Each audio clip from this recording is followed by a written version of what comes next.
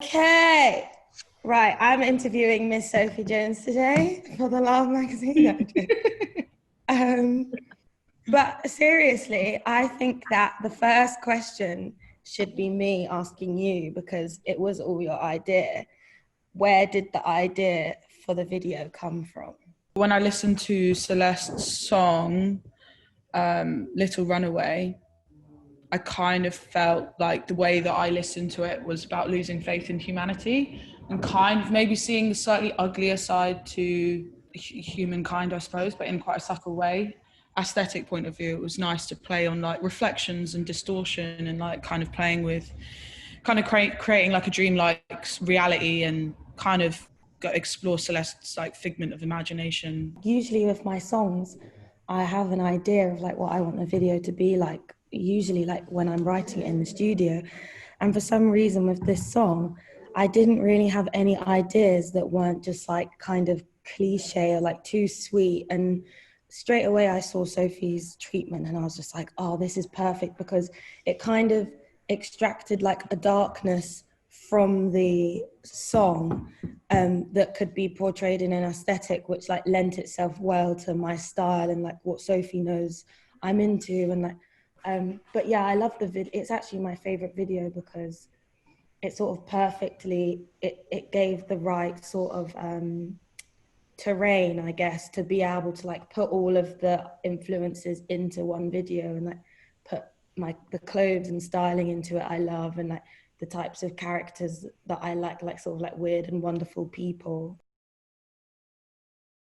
I guess firstly, Sophie and I made a video together in lockdown in like the height of strict rules. So Sophie came up with this idea that was like something quite simple that we could execute basically in my it was in my living room that we filmed it. My aim kind of like throughout the pandemic was to kind of like, whether it was videos or like making music or like having conversations with people or whatever I was doing, was to like still kind of like do it as and make it look or make it sound or make it feel as though we're not living during this time. I think that was partly like my escapism. I think we started with all these elaborate ideas. We were like, yeah, we could do this and that. And then quickly our dreams came crashing down when my producer was like, yeah, you can't do that, you can't do that, you can't do that. We were like, okay, so we'll do a blackout studio in your living room then. But actually the simplicity of it actually felt really right for the song, because the song was so stripped back. It kind of only really needed this like intimate performance from Celeste, and those kind of parameters that you're given and those, you know, those restrictions that you're given kind of force this different kind of creativity that maybe you wouldn't have if you had limitless opportunities. So in a way, I'm really grateful for, you know, being given those limitations. You had to be way more innovative in how we had like approached the shoot, and you had to constantly problem solve, which is, I guess, part of the job, but it definitely made it a unique piece, that's for sure. I don't remember where we first met, like in person, because I know that Sophie had followed each other on Instagram, which is kind of like the modern way, I guess. But then, yeah, like I said, I remember, I hope you don't mind me mentioning this, but I think they're cool. But Sophie was working with Pretty Green and asked me if I wanted to sing at this show she was like putting on for them. Yeah, because it's quite funny, because I've always like, even though I shoot so much different stuff within the music scene, I grew up listening to like jazz and like soul and like stuff like that. So when I first found Celeste, I immediately was like, oh, it's like what I grew up listening to, like your voice and that stuff. So that's when I was like, I need to get her to perform at this thing before she gets really big. It just kind of happened quite organically, actually. Yeah, definitely. I remember one day, because it was when I'd first moved to London, that I did that show with you, and then not long after that, maybe it was about a year, but you just got signed to your producer. I think you just got. Yeah. It was like, oh, I got signed to this producer, and do you want to take some pictures, because I've got some really good cameras. And I think you just bought like your first medium format camera or something, or like yeah, oh my god, yeah. And I took pictures outside of the office. Did that like down that little cobbled road opposite. yeah, so we did that, and that was really cool. And then even at that point, you were like, oh, I want to make more videos, and I've got all these ideas. And you were like, yeah, I kind of want it to feel like more editorial and just like more abstract. I remember you saying that at the time. And then, Yeah. Yeah, funny. God, that's such a long time ago. and then after that, you got the Apple thing, and that was like the first thing we kind of did together that was video, which was the Yeah, the Apple film was the first like big project that we were able to like basically do together, which was really nice to get you involved, Anna Bonjaya, and that was the first time I was like, we need to work together, because that was really well received, and that was really a nice project to do together. Especially because I always tell people that we recorded you singing live on set on the day. on the bridge, yeah. Yeah, on a bridge in where were we? I can't remember. Walthamstow, in Walthamstow. Yeah. For me, personally, when this is a year when like you can't really like go out and play shows and like be in touch with people in that way, video is the only way to really like come across and show like where you're at sort of artistically and creatively and image and what's changed and what's remained and like what's evolved. Because I think like for me especially, this was kind of going to be quite a telling year in terms of like who I am or who I'm beginning to become as a singer or an artist. And through my live shows and them getting more sort of like fantastical and bigger and like more of a spectacle as the venues progressed throughout the year.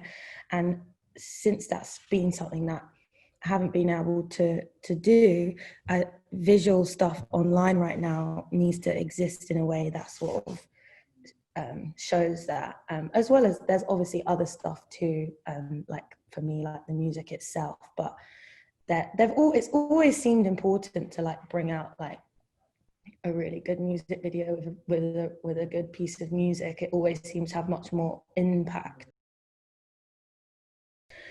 We both got to work with our friends on this basically, which yeah, that was a fun thing about this video, is that everyone that worked on it is actually a friend. Like Sophie did, Ella and Connor styled together, so our friend Chloe Rose selected the casting, so her speciality as a casting agent really is picking like really interesting, unique looking people that don't necessarily abide to like the usual sort of like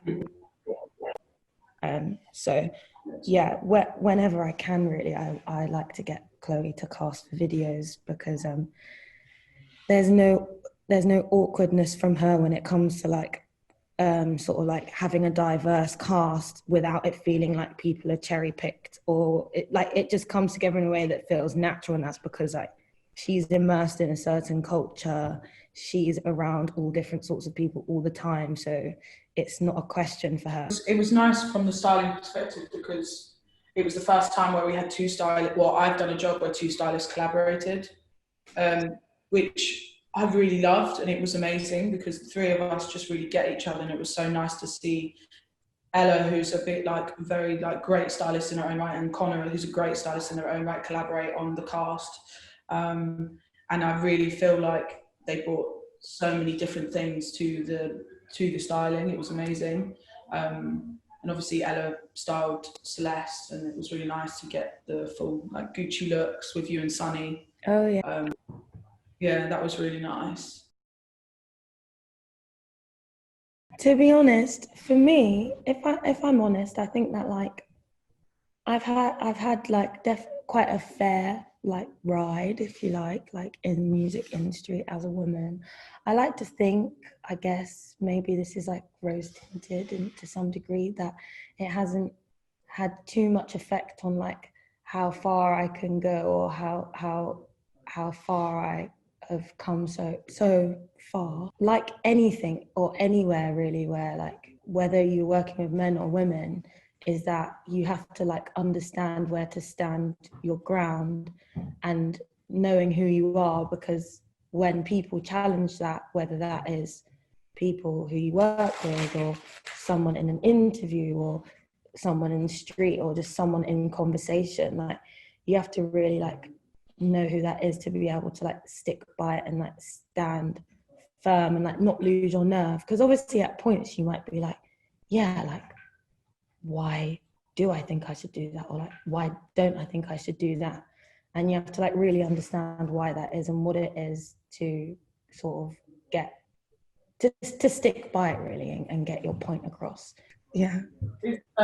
It's funny because it's quite like it's obviously quite contrasting, because I'm obviously working behind the scenes as you're, I guess, the face, and in film it is quite hard as a woman. I find it constantly challenging, having to just, it's very male dominated, the film industry, and it's known for that. And I've kind of really had to I've had to deal with a lot of men who kind of jump in with their opinions a lot on how to do certain things. So it has been quite hard. You have to be quite strong and thick-skinned, and sure of your own decisions and yourself, and not allow men that maybe feel like, you know, they have a high position in the industry to kind of tell you how you should kind of approach certain things. And that's something I'm constantly fighting through. So it is really nice when I work with women, like for example, me, Celeste and Ella, who are all very strong kind of women who know what we want and kind of push for what we want. So that's really nice. But I do find a lot of challenges in the film industry, and I'd love to see more female directors and you know, more female people you know, coming through into the film industry and finding their space and we're treated as equal.